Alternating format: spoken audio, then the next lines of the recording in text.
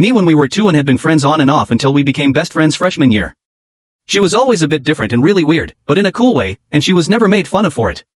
We just made sense as friends, and everyone knew us as Emily and Claire, the best friends.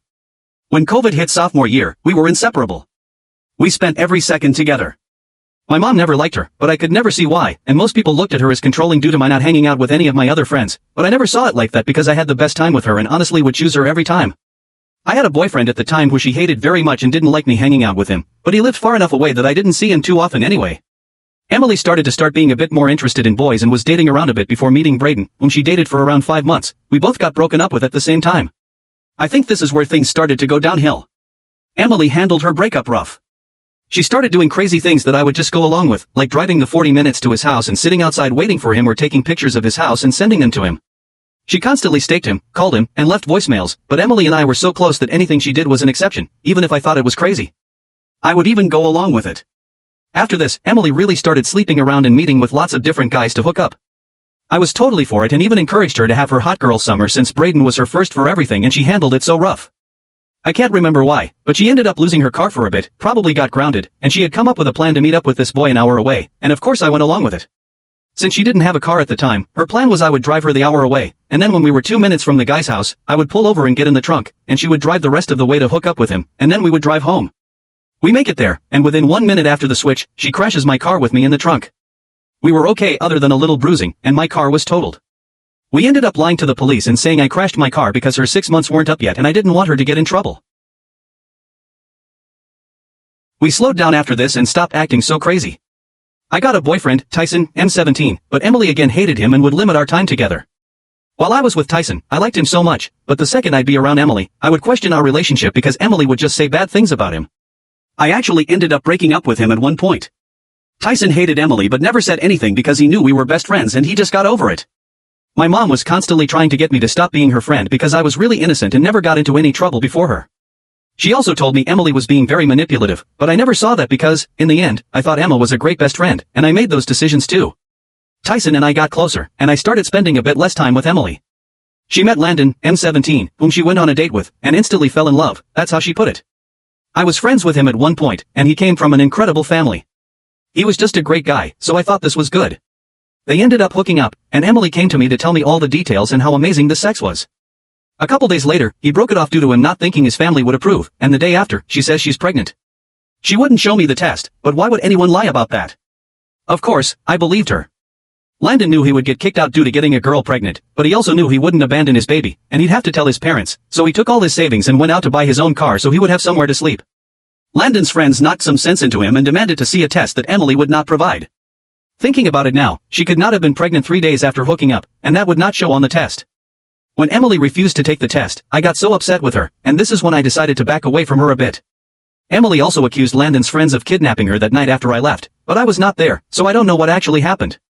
Emily's mom found out about all of this because Emily ended up accusing Landon of raping her that night, so the police got involved. Emily was no longer allowed to hang out with me because I was a bad influence on her. A week after all of this, Emily said she fell down the stairs and had a miscarriage. I completely stopped being friends with her after all of this because I was hurt, she didn't stand up for me, and I stopped believing her lies. Tyson and I stayed dating, and when we finally went back to school in junior year for hybrid, there were lots of rumors about how Emily had another faked pregnancy. She was a huge topic around the school, and everyone knew about what had happened.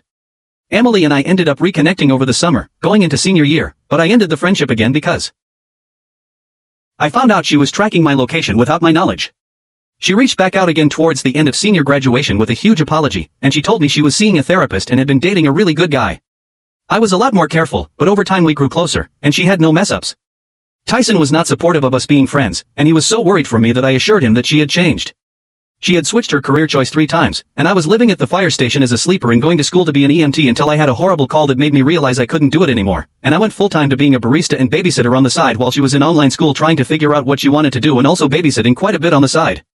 After months of us rekindling our whole relationship, Emily presented this whole idea to me about starting a daycare business together and gave all the details and how this would work, and I loved the idea. I put in my 2 weeks and took all my tips I had saved for a deposit, and somehow we got approved for a cute little apartment while we started getting certified. We got donated books and toys and got a bunch of things from Goodwill, but it came together really fast, and I was so excited because I wasn't sure what I wanted to do with my life, but I knew I loved kids, and this sounded like a perfect career for me. We were barely going to make it by, but I had enough money saved to be there a couple months with no income until we started getting kids. I also want to add that the first day we moved in, I ended up winning the bigger bedroom 3 times, and she threw a big fit and said she would just live at home, so I gave it up to her.